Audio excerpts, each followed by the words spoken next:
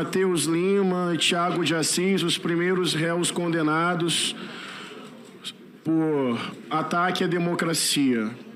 O que eles têm em comum? São seguidores do ex-presidente Jair Bolsonaro. O que eles têm em comum? Eles cometeram crimes que não visavam um ganho pessoal. Eles não estavam agindo de forma ilícita para ganhar algo para si. Eles estavam agindo por conta de uma causa e colocaram a vida e a liberdade deles em risco por causa de uma ideia.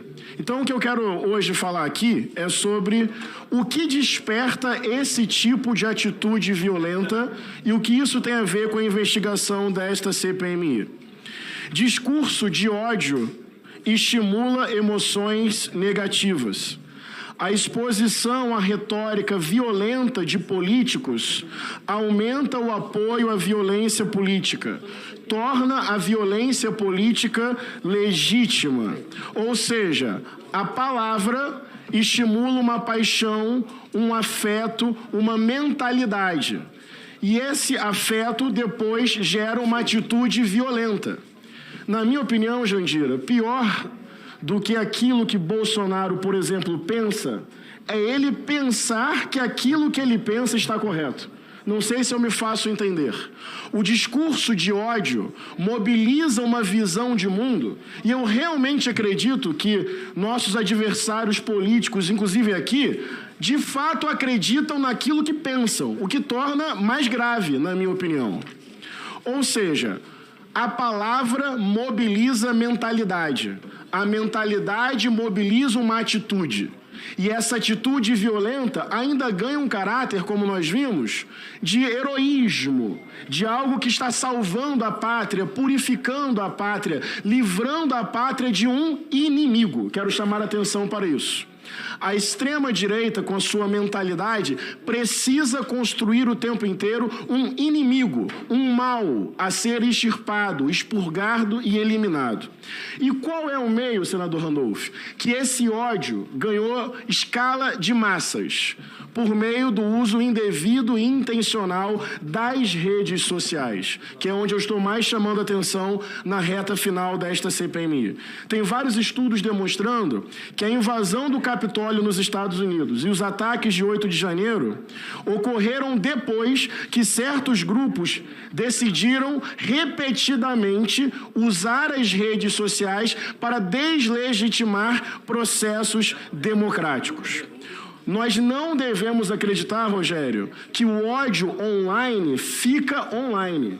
O ódio online tem como consequência um carro-bomba perto de um aeroporto que pode matar muita gente. Isso, para mim, é um tema do nosso tempo.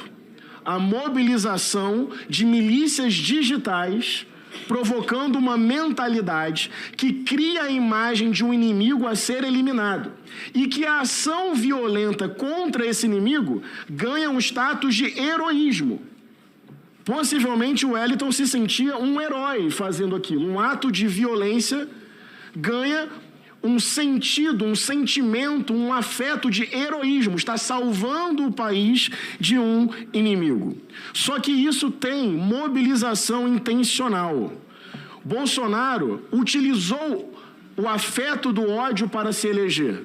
Uma vez eleito, e eu quero chamar atenção para isso, institucionalizou o ódio por meio de uma milícia digital vinculada à Secretaria da Presidência, financiada por dinheiro público, gerando desinformação em massa para milhões de pessoas. Pessoas como o Wellington, que pegaram essa ideia, incorporaram na sua subjetividade e foram, com forma violenta, agir para salvar o Brasil do inimigo.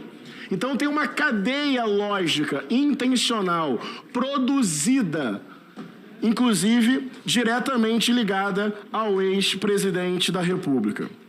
Bolsonaro fez história, desprezando mulheres, negros, LGBTs, indígenas, quilombolas, adversários políticos.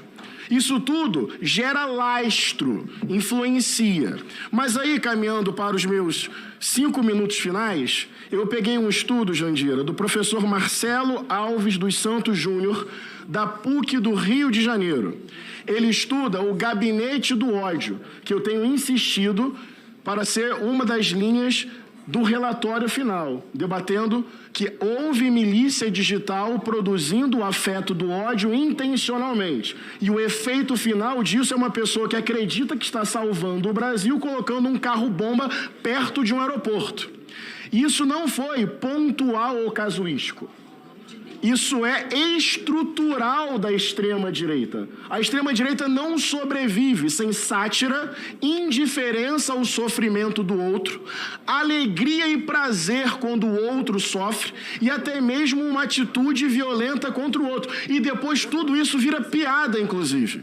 Porque é preciso petrificar o coração e não se comover diante do sofrimento do outro. Olha o que diz o estudo. O administrador... Senhor presidente, só um minuto. Se puder só recompor 20 segundos. E ataques ao pastor aqui. Tá muito difícil, presidente. Silêncio aí atrás, por favor. Pois não, pastor, pode continuar. Se puder voltar um pouco. Tá, pode continuar, pastor. Te agradeço. O administrador da página Bolsonaro Opressor 2.0 participou intensamente da campanha presidencial e foi nomeado em 4 de janeiro de 2019. Olha só, Jandira, uma das postagens,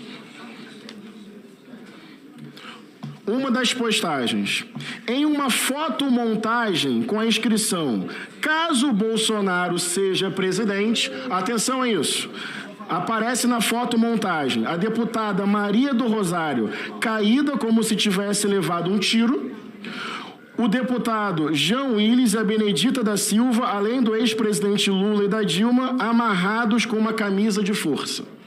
Daí vão dizer que isso é qualquer coisa, é uma piada, um comentário qualquer, porque faz parte da estrutura de pensamento da própria extrema-direita minimizar isso. Outro exemplo. A página Bolsonaro Zoeiro 3.0 do jovem cearense José Mateus de Salles Gomes, que também se tornou assessor especial de Jair Bolsonaro. Por isso que eu estou falando que essa lógica não foi espontânea, ela se institucionalizou dentro do governo Bolsonaro. Uma página desativada no Facebook, uma imagem calcada no humor ácido e no discurso de ódio contra adversários e minorias, retratando em memes a eliminação de petistas e pessoalistas com montagem do rosto de Lula em fotos de enforcamento. Só que isso aqui não foi uma pessoa isolada com um computador numa casa. Isso aqui é assessor do ex-presidente. Eu acho que o debate aqui é civilizatório, é ético. Eu não divido essa CPMI entre governo e oposição, de verdade. Eu divido entre base democrática, onde cabe direita, centro, esquerda, divergência, sobre Estado, modelo de economia, e uma base que aposta nesse tipo de construção existencial e subjetiva. Na minha opinião, a milícia digital do gabinete do ódio é estrutural, estruturante e tem a ver com o carro-bomba lá no final que o senhor Wellington ajudou a montar. E o pior é que isso tudo, dentro da própria lógica em que a extrema-direita funciona, ganha status de qualquer coisa, piada e não importa. Mas eu insisto, a palavra gera símbolo, o símbolo forja afeto, o afeto estimula a atitude pode matar alguém em nome dessa moralidade. E por isso, eu quero dizer, senhor Wellington, de verdade, falando com integridade de coração, eu não desejo ao Senhor o mal que o Senhor desejou a muitas outras pessoas. De verdade, de coração. A gente pode divergir, debater, mas eu tenho procurado não responder o mal com o mal, não responder o ódio com o ódio, não responder o sarcasmo com o sarcasmo, não responder a mentira com a mentira. Porque ganhar da extrema-direita é, inclusive, não utilizar as armas dela para vencer. É uma batalha ética e civilizatória. Eu sei que o senhor, e aí para concluir esses 30 segundos, já que fui um pouquinho atrapalhado, até fico chateado com um certo riso, talvez um sarcasmo diante das nossas posições. Ainda assim, senhor Wellington, o senhor é um ser humano, carrega uma dignidade própria. Eu não desejo nenhum mal contra a sua vida, apenas que você seja responsabilizado pelos erros que cometeu. Porque ganhar dessa tese de mundo é não utilizar do ódio dessa tese para vencer. Obrigado, senhor presidente.